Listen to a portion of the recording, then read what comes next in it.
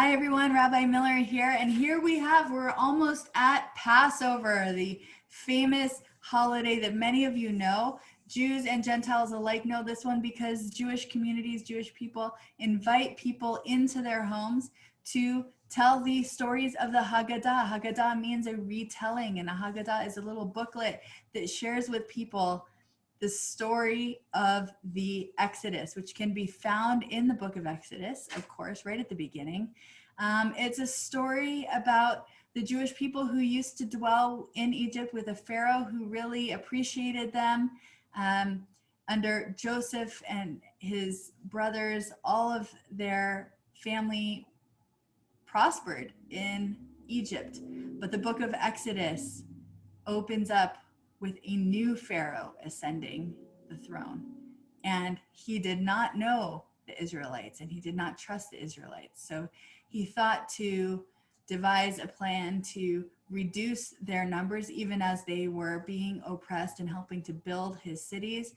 He said that all of the male babies would need to be killed by the midwives.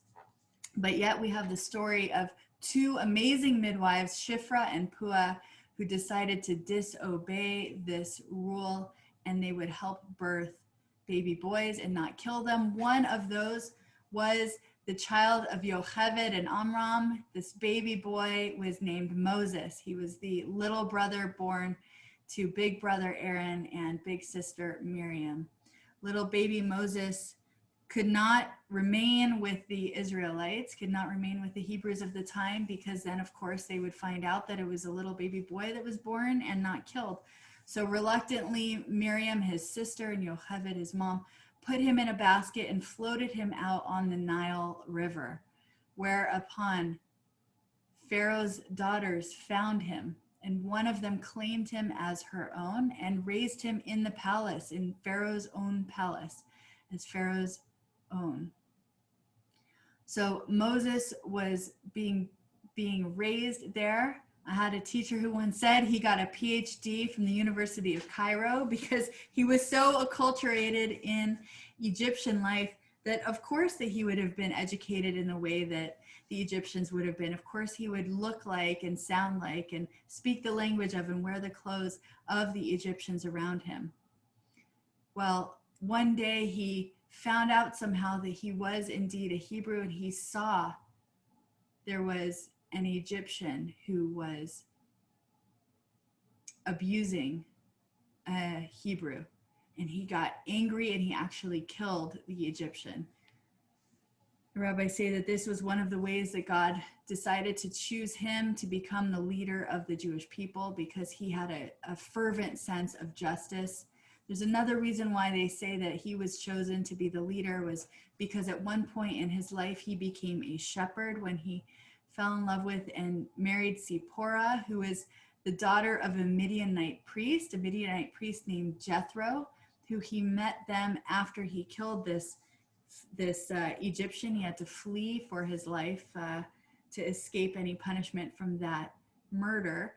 And so he met her, he fell in love, and her father was actually, Jethro was a Midianite priest, so she was a preacher's kid. They had an interfaith marriage, and they learned from one another. Moses learned a lot from Jethro during that time. They had two sons, and during that time when Moses found out that he was an Israelite, he decided he was a shepherd, and he was out in the flock with a flock, and he realized that one of the sheep had strayed. He knew of all of these sheep, he could single out every single one of them. He cared for every single one of the sheep. And then he found it, and he searched high and low, but he found it on a mountain, and he saw, and instead of raising his voice in anger, he was deeply compassionate. He saw that this sheep was drinking water, and he said, "Oh my goodness, I can't believe, of course you strayed from your fellows in your flock. You're thirsty. I bet everyone else is thirsty too." So he had the great compassion to welcome back the sheep back into the fold, as well as he decided to water all of his flock. And that deep compassion called out to God and showed God that he would be the right person to lead the people, who would know every single individual in the group and who would have deep compassion for each one. So God came down and had this bush that was burning yet was not consumed, and called out to Moses and said that he was supposed to be this new leader and go to Pharaoh and try to get the Israelites to be freed. Moses actually had a stutter, and he said, I am not able to do this. I'm not the person that you need for this mission. And God said, yes, you are. And reluctantly, he said, of course, okay, I will do it. And so he went to Pharaoh and he tried to ask Pharaoh to let my people go. And Pharaoh said, is said in the Haggadah, no, no, no, I will not let them go. Well, Moses went back again and again, time and time again. And each time he went back, every time that Pharaoh said no, there was a plague. There was a plague of blood in the water. There was a plague of hail and darkness and locusts and frogs, and finally the death of the firstborn. Not all of those, not in that order, but the last one was the death of the firstborn. And that struck Pharaoh's son Ramses, who died. And Pharaoh was so distraught, he finally had no choice but to say, okay, I will let your people go. So Moses and his brother Aaron, who was the leader of the people, and Miriam, the prophet and priestess, she helped them all leave Egypt in a hurry. So they didn't have time for their bread to rise. So they had flat matzah, and they left quickly. The entirety of the people. Some say that there were 600,000 people who left Egypt at that time, which is interesting because there's said that in the Torah there are 600,000 letters in the Torah. And if you remove even one of them, the entire Torah is no longer kosher, because every single letter has a purpose. So too is it with us.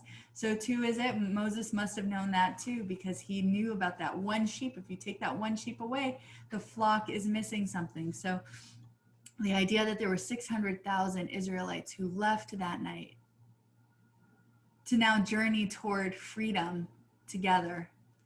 They left and they went out of Egypt. They came upon the Sea of Reeds, and that was a massive body of water in front of them. And they said, oh my goodness, what are we going to do? How are we going to get over this? But then things got real when they heard the approaching Egyptian army coming upon them. And they said, oh my goodness, we have this sea in front of us that cannot be passed. And then we've got this approaching Egyptian army ready to kill us. What will we do? There's a midrash that says that Moses at that moment went up to the rock and began to pray to God, because God had always helped him and God had always saved him during that time. But there's another part of the story where this person named Nachshon decided, we can't stand around and pray. We've got to act. This is the way out of our mess. So I'm going to jump into the water. He jumped into the water, and this story says that he said, Mi chamocha ba'elim Adonai, who is like you, Adonai? Who is like you to only free us from bondage and slavery in Egypt, only to bring us to die here? Who is like you? Who's going to do this? You made all of these miracles. Who is like you? Who can do all of these things? Can you please make a miracle for us now? And the waters, he kept getting deeper and deeper into the water, and the waters rose. And he said, Mi kamocha, who is like you, God? Choking on the words. So that's why we say mi chamocha, and then we say mi kamocha, because he was choking on the words. And at that moment, when his life was in danger because of these waters, did God say, okay, I'm going to part the waters. So it's a little bit different than in the story of the 10 Commandments with Charlton Heston, who has Moses lifting up his staff and the waters parting.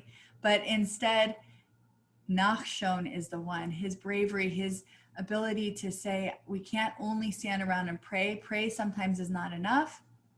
Action is what will get us through our hard times. So he decided to act in a way that would help people go through the sea and it parted. The Israelites were able to cross over into the new land. And sadly, the Egyptian army that was fast approaching, that had entered into the split sea, the waters receded, and all of the army, as well as their horses, and I always see that word, horses, why the innocent horses also, were all killed together. And the Israelites began to rejoice, and they heard a heavenly voice. God said, no, you should not rejoice at your enemy's demise. Just be grateful that you're on the other side here. So this story is a story about redemption. It's about hardship. It's about strength in a time of crisis. It's a story about humility in feeling like maybe you can't be a leader, but rising to the occasion.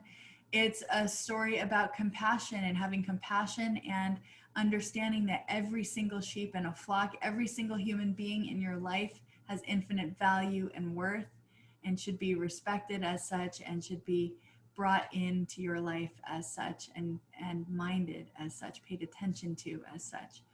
So with that, all of these blessings, all of these messages on Passover, may you have a liberating Passover. The only commandment for Passover is that you yourself feel like you have been liberated on Passover. So whatever personal struggle you're going through, whatever national struggle or international struggle or natural disaster, anything that is plaguing you right now, may you soon enjoy liberation from that which is making your life hard. When we say Egypt, we don't mean Egypt, the place necessarily.